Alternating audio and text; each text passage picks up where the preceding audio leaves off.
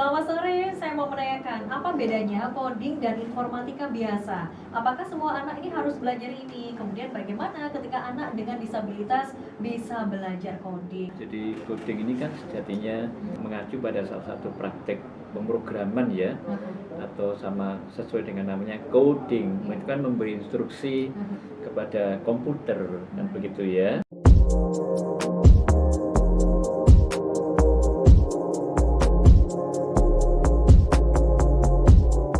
Hari ini saya Dini Wardani hadir kembali ke ruang dengar Anda edisi hari Jumat, dan Anda saat ini ada di program Mozaik Indonesia Pendidikan Pendengar. Kami akan membahas tema yakni implementasi pembelajaran coding dan kecerdasan artifisial atau KKA begitu ya dalam kurikulum nasional. Dan sudah hadir di studio Pro 1 RRI Surabaya ada Bapak Dr. Lulu Priambodo MPD, Kepala Laboratorium Reading and Writing Universitas Katolik Media Mandala Surabaya. Selamat sore Pak Lulu. Selamat sore. Apa kabar hari ini Pak Lulu? Syukur alhamdulillah sehat. Baik, terima kasih sudah hadir di studio Pro 1 Sama-sama, RRI Surabaya Mbak Pak Dini. Lulu.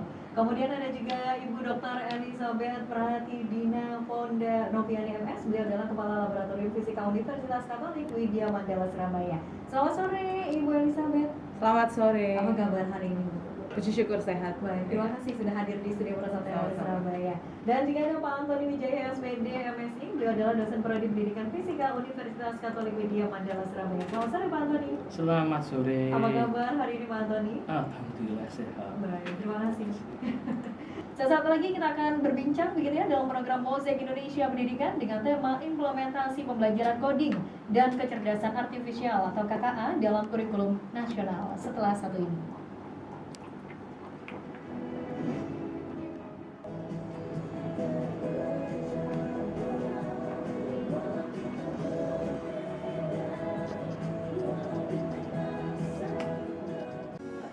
Ya, mendengar kita berbincang dalam program Mozaik Indonesia di sore hari ini, dan saat ini kita sudah bersama dengan Bapak Dr. Lulu Priambodo MPD. Beliau adalah Kepala Laboratorium Reading and Writing Universitas Katolik Widya Mandala Surabaya. Kemudian ada Ibu Dr. Elizabeth Pratidina Fonda Noviani MS. Beliau adalah Kepala Laboratorium Fisika Universitas Katolik Widya Mandala Surabaya. Dan juga ada Pak Antoni Wijaya SPD MSI. Beliau adalah dosen prodi pendidikan fisika Universitas Katolik Widya Mandala Surabaya. Sore hari ini kita mengetengahkan tema implementasi pembelajaran coding dan kecerdasan artifisial atau KKA dalam kurikulum nasional. Nah, kita langsung aja berbincang begitu ya kalau terkait dengan coding dan AI ya, AI begitu ya, masuk kurikulum. Nah, ini kira-kira apa yang dimaksud dengan coding dan juga kecerdasan artifisial atau KKA itu, Pak Lulu, silakan. Iya, pertama-tama saya ucapkan selamat sore kepada peserta pendengar setia RRI Surabaya. Tentu kita patut menyambut ya beberapa kebijakan baru yang dirilis oleh Kementerian Dikdasmen ya, Dikdasmen begitu. Dan satu di antaranya adalah rencana pembelajaran coding dan artificial intelligence yang kemudian nomenklaturnya sekarang KKA, coding dan kecerdasan artifisial begitu. Iya, memang kiranya kita perlu melihat dulu ya sebetulnya coding itu apa begitu ya. Jadi kalau kita ada dua kata kunci tadi, coding dan kecerdasan artifisial begitu ya. Jadi coding itu sebetulnya kalau kita lihat itu merupakan ini ya keterampilan yang mana keterampilan ini akan sangat diperlukan oleh siswa-siswi kita dan juga dengan kecerdasan artifisial. Itu kenapa? Karena ini merupakan tuntutan zaman ya, banyak sekali keterampilan bukan hanya keterampilan tentang komputer tetapi juga keterampilan lainnya yang diperlukan untuk bisa hidup berdampingan dengan abad revolusi industri 21 dan society 5.0 ini. Kalau bicara tentang kebijakan begitu ya Pak Lulu ya, mengapa pemerintah ini perlu memasukkan kebijakan KAA begitu ya ke dalam kurikulum Pak Lulu? Terima kasih. Ini bukan sekedar Indonesia itu mau mengikuti tren, tetapi sebetulnya inilah kebutuhan dunia modern hari ini. Kenapa pemerintah ya pada tahun ajaran 2025-2026 ini sudah memprogramkan bahwa coding dan kecerdasan artifisial itu menjadi mata pelajaran pilihan ya yang akan diajarkan pada kelas 5, 7, 8, 9 dan kelas 10 begitu ya. Dan kenapa ini selain kebutuhan merupakan kebutuhan dalam dunia pendidikan modern, karena coding dan KA ini bukan hanya meningkatkan literasi digital dan kemampuan problem solving saja, tetapi juga membekalkan ya, mengajarkan keterampilan esensial yang mencakup berpikir komputasional ya, analisis data, algoritma pemrograman dan juga etika dalam menggunakan kecerdasan artifisial atau kita ada atau AI atau ChatGPT begitu ya. Kemudian juga keterampilan yang lainnya adalah mindset human center. Jadi pola pikir yang berpusat pada manusia, dan yang terakhir adalah selain desain sistem tentang kecerdasan artifisial juga teknik kecerdasan artifisial itu sendiri. Nah ini keterampilan yang penting yang perlu dikenalkan oleh pendidik kita mulai usia dini begitu ya. Kelas 5 tadi. Jadi artinya ini menjadi salah satu mata pelajaran yang penting begitu ya Pak Lulu Iya, yang betul. harus dipahami seiring dengan Betul. perkembangan teknologi begitu Iya, ya. betul. Nah kalau ke Bu Fonda begitu, Bu Fonda kira-kira apa sih Bu manfaat pembelajaran KAA begitu ya bagi para siswa-siswi? Silakan. Saya menyambung apa yang sudah disampaikan Pak Lulu tadi ya. Iya. Jadi pembelajaran coding dan kecerdasan artifisial ini kan memiliki maksud untuk menyiapkan siswa menghadapi dunia yang makin terdigitalisasi. Era saat ini teknologi kecerdasan artifisial, big data, kemudian Internet of Things itu kan menjadi bagian yang tak terpisahkan dari kehidupan. Sehingga dengan mempelajari coding dan kecerdasan artifisial ini, harapannya peserta didik atau siswa kita nantinya itu tidak hanya menjadi pengguna atau konsumen dari produk-produk teknologi, tetapi juga menjadi kreator, inovator produk teknologi di masa mendatang gitu ya. Ya itu hal yang utama. Kemudian juga tadi mungkin Pak Lulu juga sudah menyinggung bahwa KKA ini menstimulus kemampuan berpikir kritis dan logis siswa. Karena secara langsung coding ini melatih siswa untuk berpikir komputasional tadi. Jadi artinya berpikir komputasional ini lebih struktur begitu ya Bu Fonda ya? Betul. Ya. Sehingga mereka jadi lebih kritis, teliti dan rasional. Ini kan hal-hal yang selalu dibutuhkan di berbagai bidang pekerjaan, bahkan yang di luar teknologi pun begitu ya. Berpikir sistematis, berpikir Ya. runtut begitu ya Bu ya, dan Betul. bisa menganalisa persoalan yang ada begitu ya. Ya. Nah kita ke Pak Antoni, dunia kerja di masa depan, silakan Pak Antoni. Siap, terima kasih Pak Dini. Ini melihat dari namanya sebenarnya kan kelihatan bahwa yang terutama memang dunia kerja yang kaitannya dengan IT. Yang pertama itu, tetapi dari paparan Pak Lulu dan Bu Fonda tadi juga tersampaikan bahwa KKA ini juga menstimulus teman-teman tadi untuk berpikir kritis. Kemudian terkait juga dengan bagaimana memasukkan banyak unsur secara soft skill, adaptasi, kemudian bagaimana juga yang larinya semuanya mulanya memang ke problem solving. Nah, ini kalau mengatakan problem solving berarti dunia pekerjaan semuanya membutuhkan.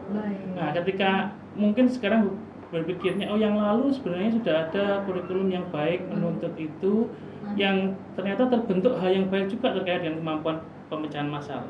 Hanya ketika kemudian pemerintah mengangkat kebijakan bahwa secara lebih spesifik dengan lebih kental memasukkan kemampuan coding dan kecerdasan artifisial ini dalam sebuah mata pelajaran atau nanti bisa dalam bentuk ekstrakurikuler, ini berarti semakin tentunya semakin peduli, aware bahwa kebutuhan terkait dengan perkembangan teknologi yang semakin terdigitalisasi itu menuntut kemampuan KKA ini untuk dimiliki oleh seorang manusia Indonesia begitu. Jadi mau dari kontennya, dari berpikir komputasional, bagaimana ada 4 indikator di sana, kemudian bagaimana di dalamnya juga diberi sentuhan pribadi karakter dari masing-masing pendidik sehingga memunculkan kemampuan berpikir kritis, inovatif, kreatif yang sampaikan Bunda juga bahwa nantinya tidak hanya sebagai penikmat teknologi, tidak sebagai pengguna teknologi, tapi juga sebagai produsen inovasi gitu. Yang terakhir mungkin terkait dengan analisa data ini menarik. Saya punya pengalaman teman itu lulusan fisika, Aha. ternyata kemudian ketika berkabar, oh saya kerja di sebuah brand fashion ternama. Oh, Jadi baik. apa lulusan fisika? Begitu ya, ternyata jadi Oke. analis data. Oke. Jadi data itu luar biasa banyak. Kemudian yang dilakukan secara teknis analisa produk, brandingnya, analisa pasar, dan juga banyak hal yang terkait dengan data yang ada. Jadi Begitu. ngomongin tentang branding ini juga merupakan hal yang penting begitu ya Pak Antoni ya, agar kita tahu bahwa saya kalau punya produk ini kalau brandnya belum terkenal begitu ya, ini wajib banget tahu tentang teknologi dan juga pemasaran, Betul. strateginya seperti Betul. apa Kalau gitu di ya. Indonesia ada tanyain gitu. Oke. Baik, kemudian kita ke Pak Lulu lagi. Iya. Nah, Pak Lulu kalau bicara terkait dengan implementasi pembelajaran KAA begitu ya, Iya.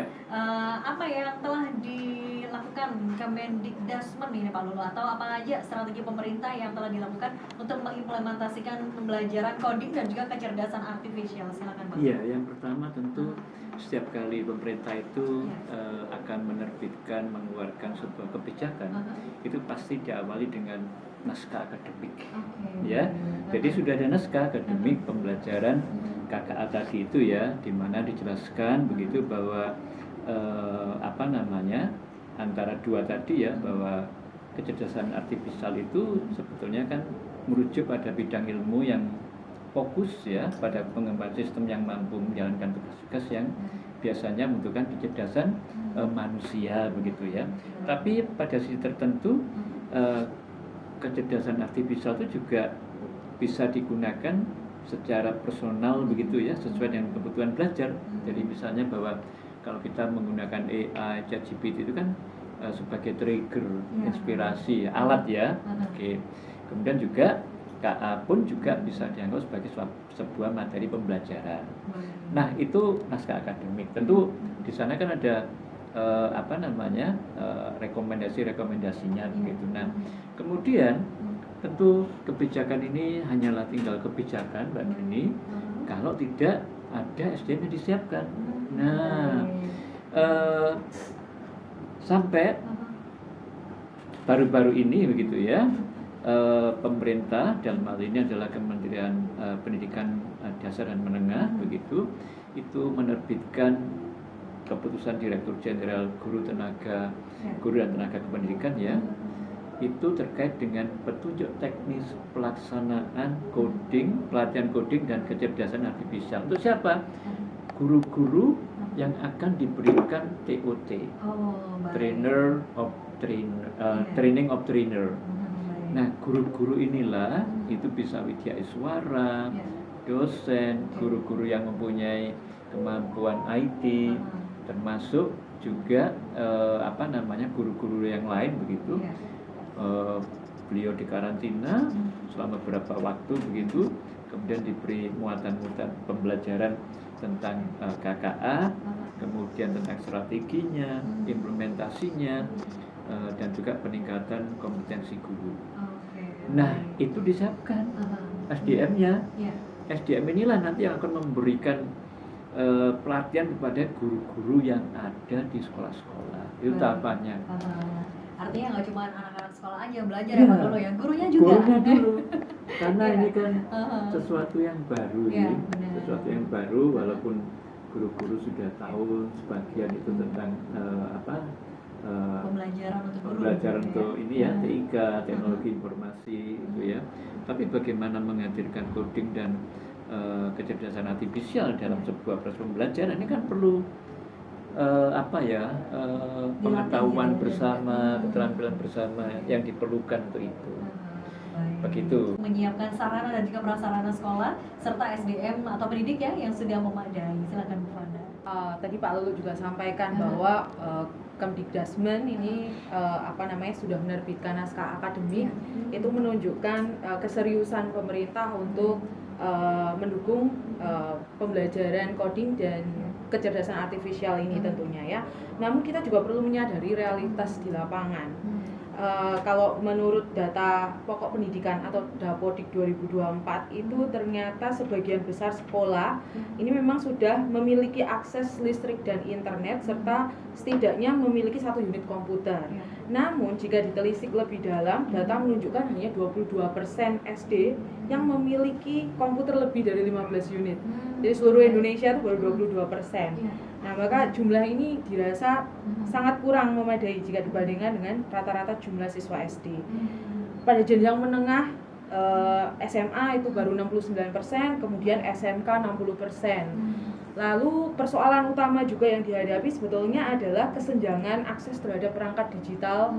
Karena kita tahu Indonesia itu sangat luas ya. Di banyak sekolah terutama di daerah tertinggal, terluar, terdepan atau 3T itu banyak yang belum memiliki laboratorium komputer, jaringan internet, bahkan listrik yang memadai. Padahal itu kan adalah fasilitas dasar yang mendukung KKA ini ya. Jadi itu masih perlu akselerasi upaya dari pemerintah untuk pemerataan infrastruktur. Itu untuk segi infrastruktur. Kemudian untuk aspek sumber daya manusia atau dalam hal ini pendidik, juga untuk tingkat sekolah dasar sebetulnya banyak guru yang jujur belum siap ya, karena banyak guru SD itu backgroundnya bukan dari informatika gitu. Nah, dan ini juga saya sendiri sudah menemuinya karena saya mendampingi juga beberapa SD di Jawa Tengah begitu. Sehingga ini menjadi tantangan dan pemerintah saat ini sudah melakukan training of trainer bagi calon pengajar KKA ini tadi seperti yang disampaikan oleh Pak Lulu ya. Cuma ini kan baru dimulai 2025 sehingga masih perlu pelatihan berkelanjutan dan cakupan yang lebih luas supaya guru-guru ini siap gitu. Artinya ini dari segi sarana dan prasarana belum memadai begitu ya Bu Fonda ya? Beberapa tempat masih banyak yang belum. Masih banyak, padahal ini adalah dasar dari pendidikan KKA sendiri begitu ya. Betul. Dan KKA ini juga ketika tidak didukung oleh sarana dan prasarana maka tidak bisa optimal SDM-nya begitu ya. Ibarat petani ini kalau mau nyangkul cangkulnya nggak ada. Iya. Jadi ini juga butuh bisa dibilang butuh fokus bersama begitu ya Bu ya. Dan juga butuh peran dari pemerintah untuk mengoptimalkan sarana dan juga prasarana untuk mendukung pembelajaran KKA begitu ya. Nah, kita ke Pak Antoni. Pak Antoni tadi sudah dijelaskan Pak Lulu dan ke Fonda. Nah, terkait dengan permasalahan-permasalahan atau persoalan sarana dan prasarana. Kalau untuk masalah-masalah teknis atau teknologis begitu ya, atau tantangan mungkin ya Pak Antoni ya. Apa saja Pak Antoni yang perlu diantisipasi dalam implementasi kebijakan ini? Silakan Pak Antoni. Ya, saya menyambung saja dari Pak Lulu dan Bu Fonda. Terkait dengan SDM itu memang perlu banyak pertimbangan dan juga menjadi tantangan bersama. Data laporan UNICEF 2020 yang terkait zaman waktu pandemi itu ya, itu banyak yang melaporkan Bapak Ibu guru di Indonesia itu memiliki kendala dalam penggunaan perangkat pembelajaran yang terkait dengan platform online gitu. Nilainya tidak sedikit 67%, jadi cukup jadi tantangan. Hanya memang dari kebijakan pemerintah yang kemudian memberikan opsi bahwa ini nanti mata pelajarannya bentuknya mata pelajaran pilihan atau kemudian dimasukkan ke ekstrakurikuler begitu, atau memang yang terakhir opsi idealnya sebenarnya integrasi ke mata pelajaran. Nah, ini memang perlu diagnosa awal di lokal di masing-masing sekolah mana yang mungkin dilakukan di sekolah. Jadi jangan dipaksakan menurut saya. Yang kemudian tantangan lagi ini ada komunikasi harusnya secara lebih intens antara sekolah-sekolah di lapangan dengan tentunya kebijakan kementerian dan mungkin pelaksana di lapangan Pemda, dinas pendidikan yang ada di daerah. Itu jangan sampai kemudian seperti kurikulum merdeka yang kesannya compliance, mewajibkan ini harus ada, tetapi belum siap gitu. Ini harus bertahap kalau menurut saya. Tantangan jangan sampai kemudian dijadikan sebuah kewajiban yang memang harus dilakukan sekarang begitu. Perlu proses saya yakin dan juga melihat bagaimana karakteristik di lapangan, kesiapan di lapangan terkait dengan infrastruktur tadi, kesiapan SDM begitu. Yang mungkin yang juga perlu dipertimbangkan itu karena nanti akan banyak menggunakan internet. ini perlu pengawasan dari guru. Ya.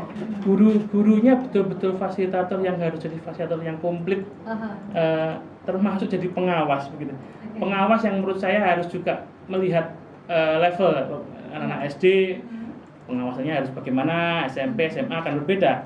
Ya. Karena faktor resiko ketika menggunakan akses internet yang terlalu banyak terbuka untuk mencari sumber ilmu dari berbagai sumber terkait coding dan kecerdasan artifisial ini juga ada potensi buruknya kalau tidak dibatasi atau diarahkan. Begitu yang mungkin jadi tantangan yang menurut saya hal-hal penting yang perlu jadi garis bawahi begitu. Baik. Nah, kita sapa dulu ya pendengar di sore hari ini. Ada Ibu Leoni di Surabaya. Selamat sore, saya mau menanyakan bagaimana ketika guru tidak cakap dalam menggunakan teknologi, sementara sekolahnya tidak memberikan dukungan akses. Nah, sebelum menjawabnya kita sapa dulu yang sudah di telepon begitu ya. Selamat sore. Ya, halo, selamat sore.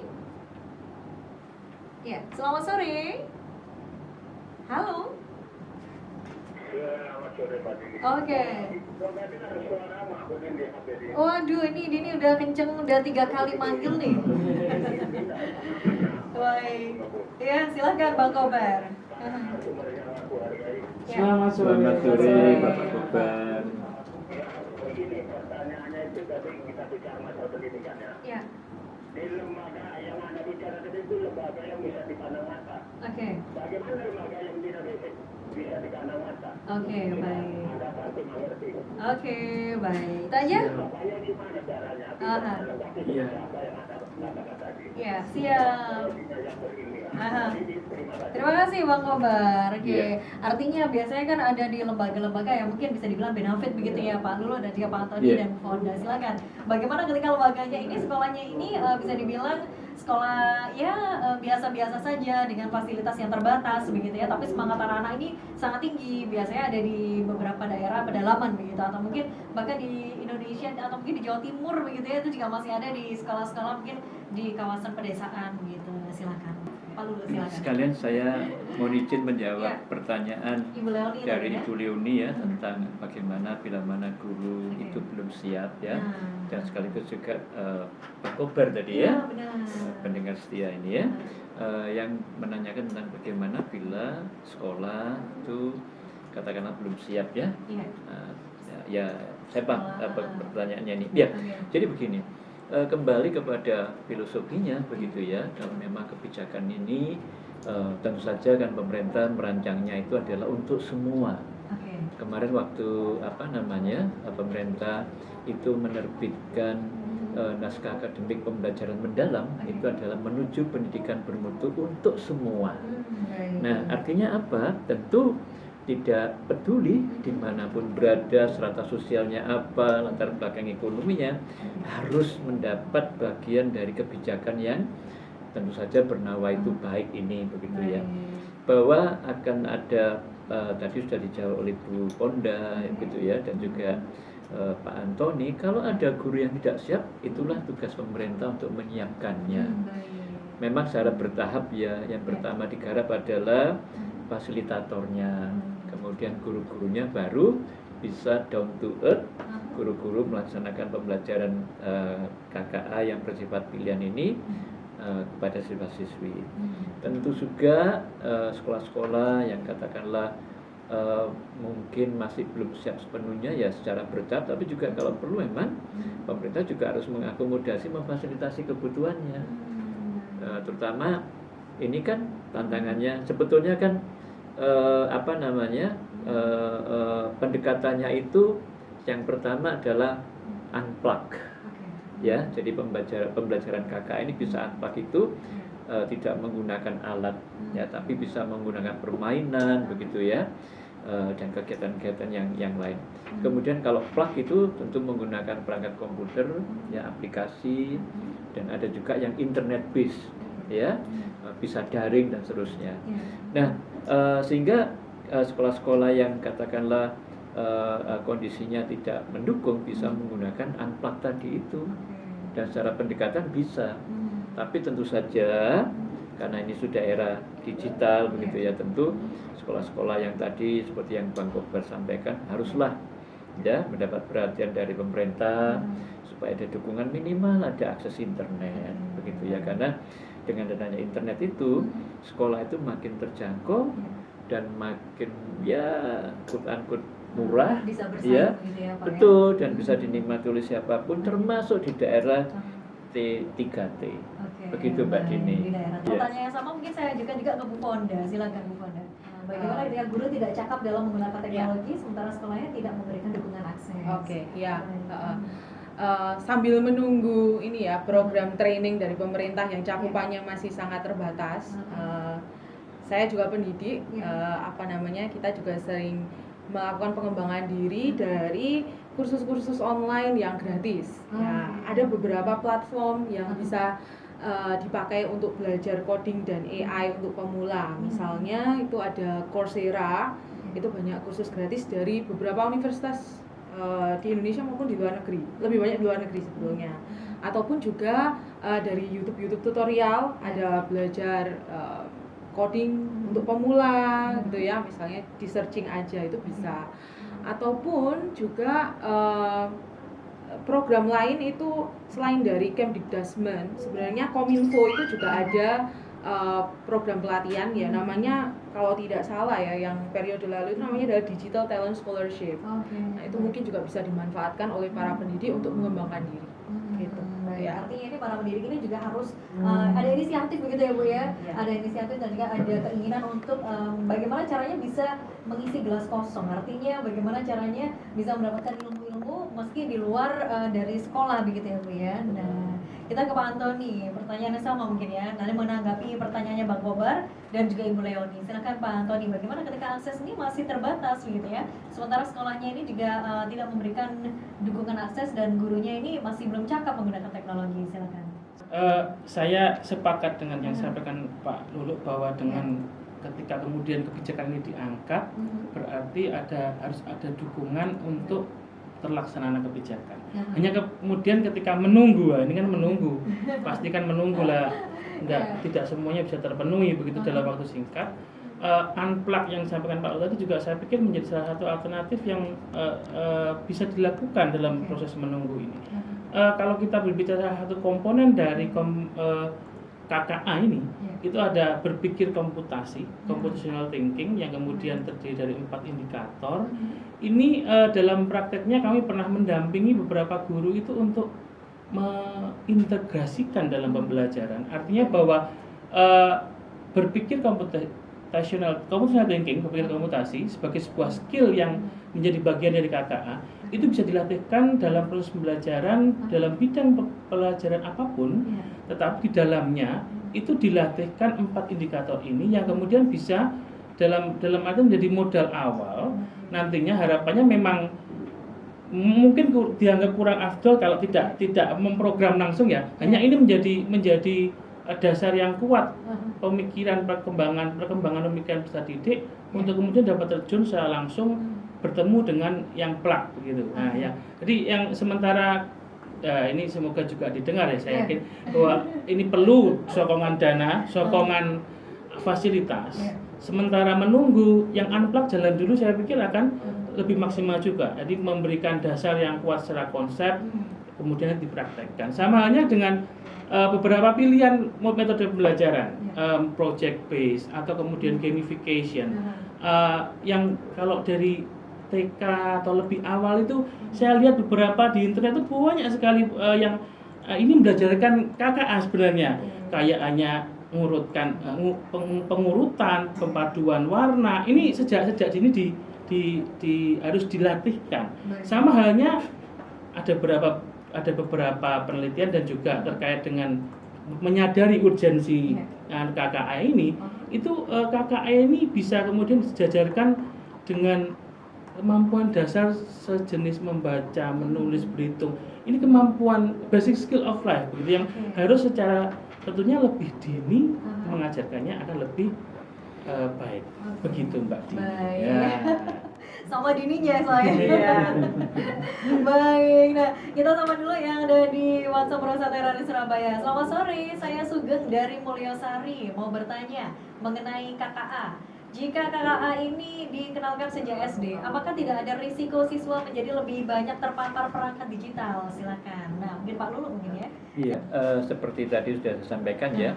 Jadi ini kan mapel pilihan dan bahkan ini kalau kita lihat ya, mapel ini baru saja kan Kementerian itu juga menerbitkan peraturan yang baru untuk mendampingi kebijakan ini, yaitu tentang apa itu ini saya bacakan ini ya. Jadi peraturan Menteri Pendidikan Dasar Menengah nomor 13 tahun 2025 tentang perubahan atas peraturan menteri yang sama nomor 12 tahun 2024 tentang kurikulum. Nah, di sana sudah ada loh dicantumkan bahwa kalau tadi mapelnya itu ditawarkan mulai kelas 5, 6, 7, 8, 9 dan 10 sudah ada di sana. Nah, tentang kemudian apakah nanti tidak semakin terpapar? Ini saya pikir pertanyaan dari Pak Sugeng tadi bagus sekali ya.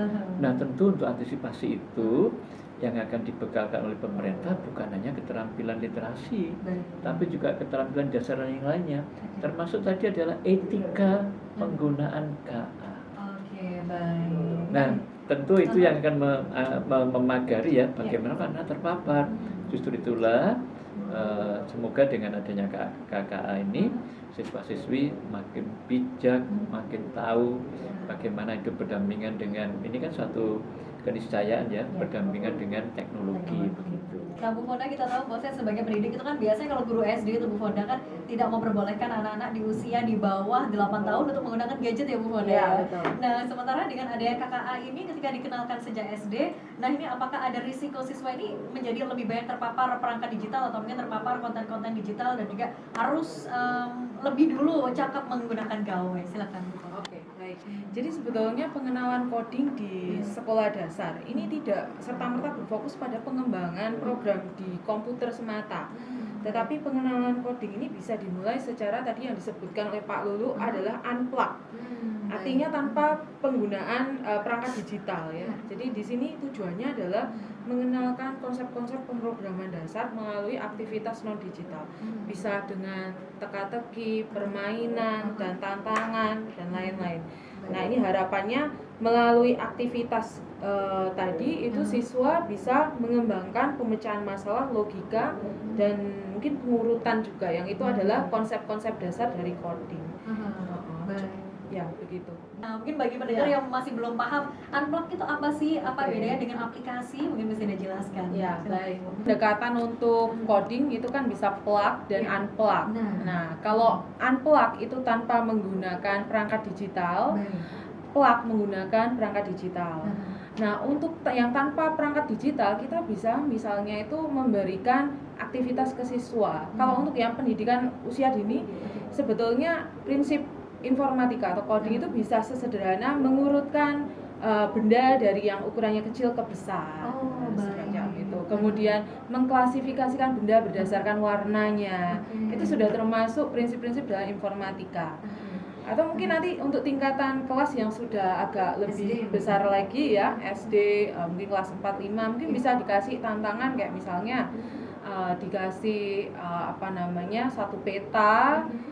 suatu peta, kemudian ada jalur bis, jalur kereta, kemudian di situ juga ada informasi mungkin tentang tarif bis dan kereta untuk tiap jalur. Kemudian mereka diminta untuk mencari jalur mana yang paling murah untuk menuju ke suatu tempat tertentu gitu, atau jalur mana yang paling cepat untuk menuju suatu tempat tertentu.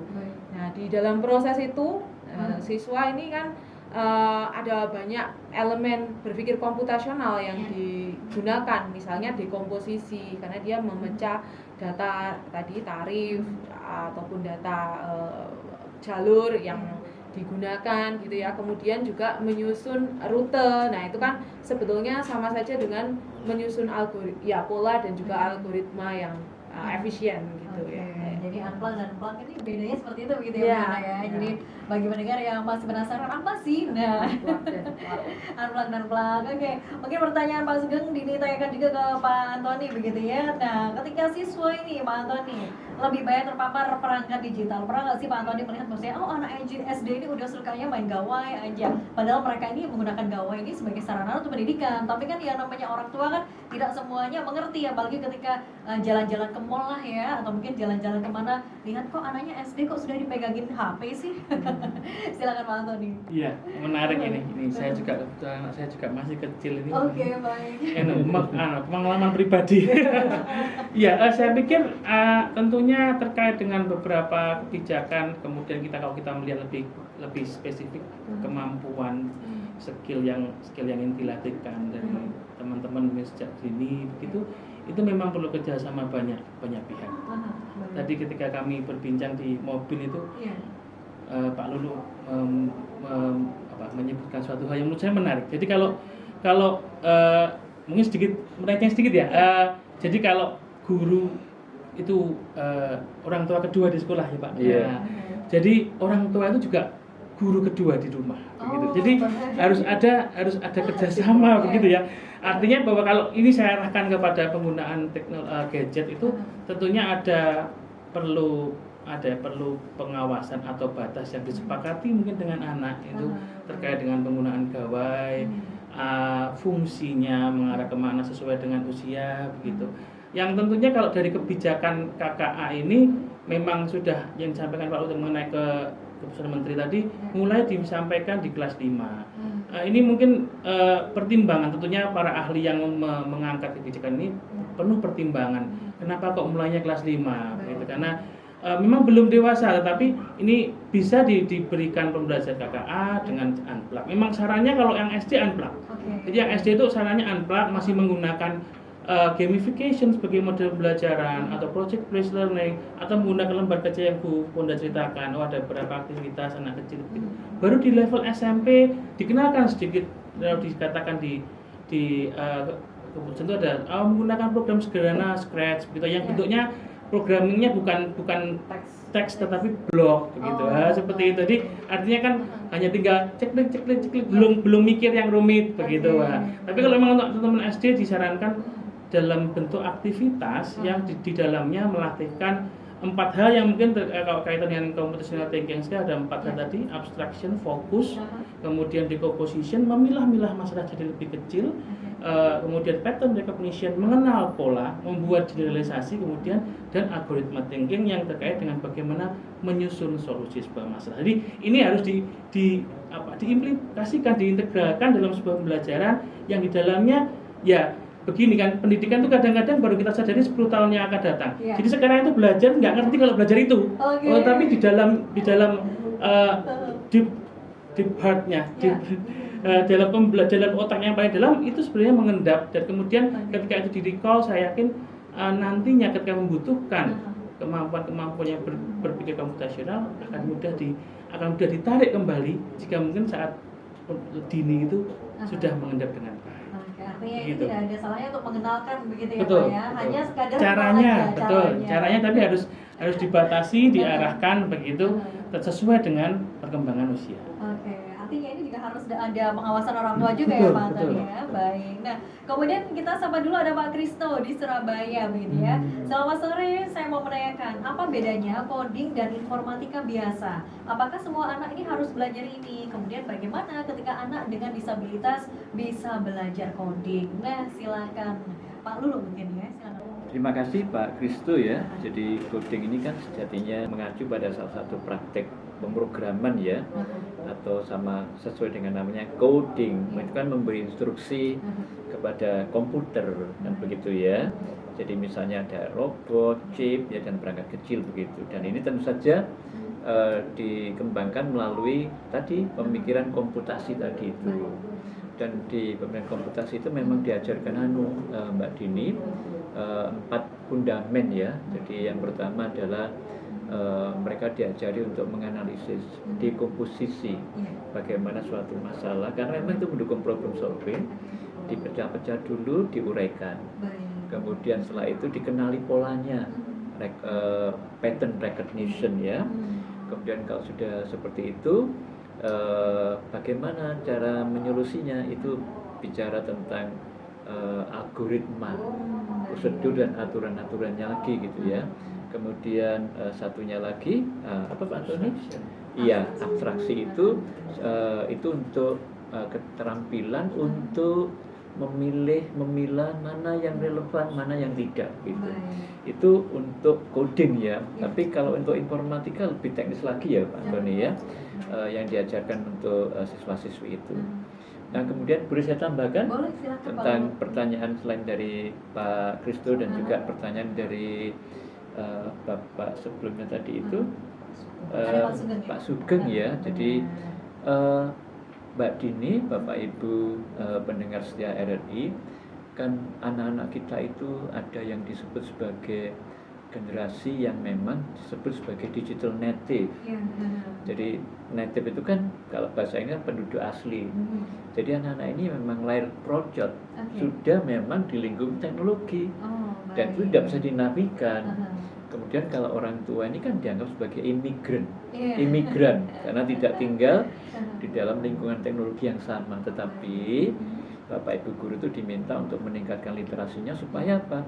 Bisa menjadi digital resident dengan kemampuan yang hampir sama dengan kemampuan anak-anak yang native tadi itu.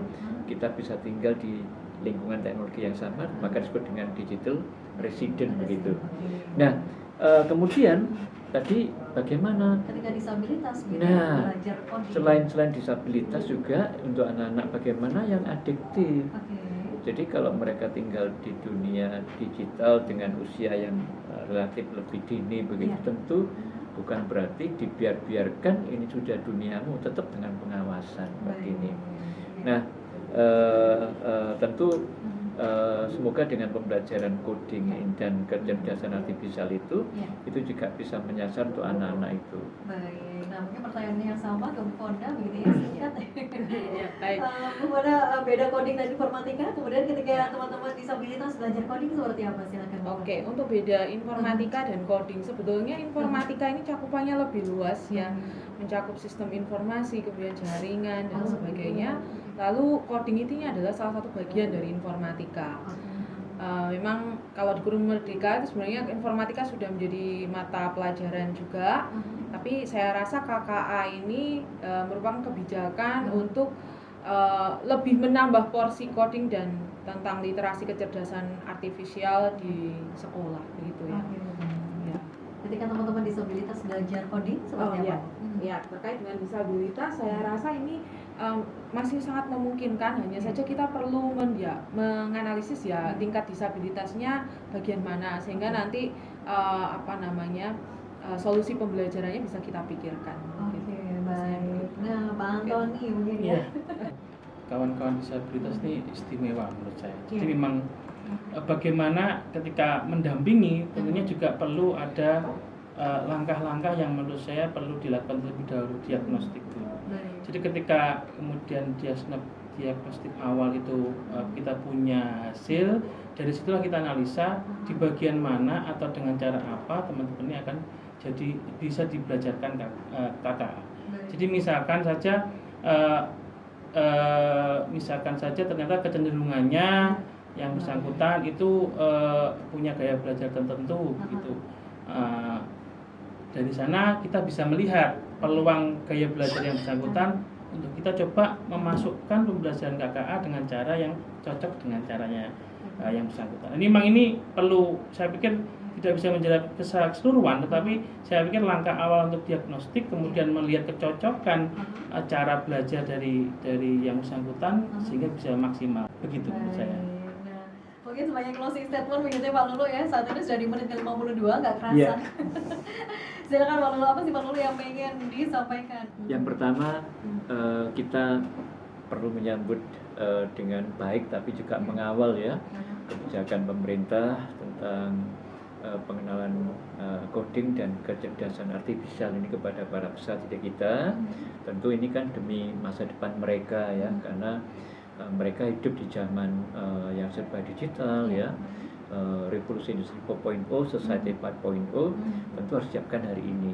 Kalau tidak, nanti mereka tidak punya keterampilan yang memang dibutuhkan abad ini, sehingga mereka tidak bisa gayut ya dengan kehidupan di era teknologi ini.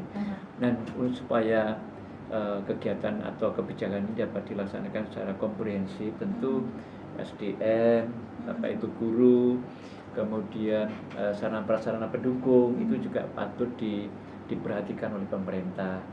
Begitu. Dengan satu hal tadi, kebijakan ini harus bisa dinikmati oleh semuanya, karena semangatnya akan menuju pendidikan bermutu untuk semua, termasuk anak-anak kita yang kita kasih, mereka-mereka yang berkebutuhan khusus begitu. Ya. Silakan untuk Bu Fonda. KKA ini memang dari segi fasilitas mungkin masih banyak tantangan, tetapi dengan berbagai inovasi yang bisa kita upayakan, saya rasa cukup optimis ya untuk implementasi coding dan kecerdasan artifisial di sekolah ini bisa berjalan. Baik. Silakan Pak Antoni untuk Siap. Ya, saya sedikit mencuplik Pak Lulu ya. Mari bersama-sama kita sambut dengan riang gembira kebijakan ini, tapi tentunya dengan tetap mengkritisi dan juga memberikan pengawasan. Saya lebih teknis saja, Bapak Ibu yang di lapangan, lembaga sekolah, nanti mungkin perlu diskusi dengan pemerintah daerah yang mungkin dilakukan untuk saat ini apa. Jadi sekali lagi ini tidak harus dengan embel-embel wajib, tapi dengan keadaan yang ada kita maksimalkan keadaan yang ada dengan kita memasukkan pembelajaran KKN dengan cara apa sesuai dengan karakter kita dan juga prestasi yang kita ada. Begitu. Terima kasih. Ya, terima kasih. Terima kasih untuk Pak Dr. Luluk Priambodo MPD. Beliau adalah Kepala Laboratorium Reading and Writing Universitas Katolik Widya Mandala Surabaya. Terima kasih Pak Lulu untuk kehadirannya dan juga ilmunya di sore hari ini. Pak Lulu, sehat selalu Pak Lulu. Amin, sami-sami Mbak Dini. Terima kasih. Kemudian terima kasih juga untuk Ibu Dr. Elizabeth Pratidina Fonda Rofian MS, Ibu Fonda begitu ya. Beliau adalah Kepala Laboratorium Fisika Universitas Katolik Widya Mandala Surabaya. Terima kasih Bu Fonda. Sama-sama. Saya senang sekali. Terima kasih sudah berbagi ilmu di sore hari ini. Kemudian terima kasih juga untuk Pak Antoni Wijaya SPD MSI. Beliau adalah dosen prodi pendidikan fisika Universitas Katolik Widya Mandala Surabaya. Terima kasih Pak Antoni. Terima kasih, senang berbagi, semoga bermanfaat. Baik, amin. Sehat selalu Pak Antoni. Siap, terima kasih. Dan pendengar saya sudah Dialog Mosaik Indonesia hari ini edisi pendidikan begitu ya, di edisi hari Jumat tanggal 18 Juli 2025. Sesaat lagi kami hadirkan info prima, kumpulan informasi dari kawan-kawan reporter di seluruh Jawa Timur sore hari ini. Dan Anda sore ini masih ditemani Dini Wardani.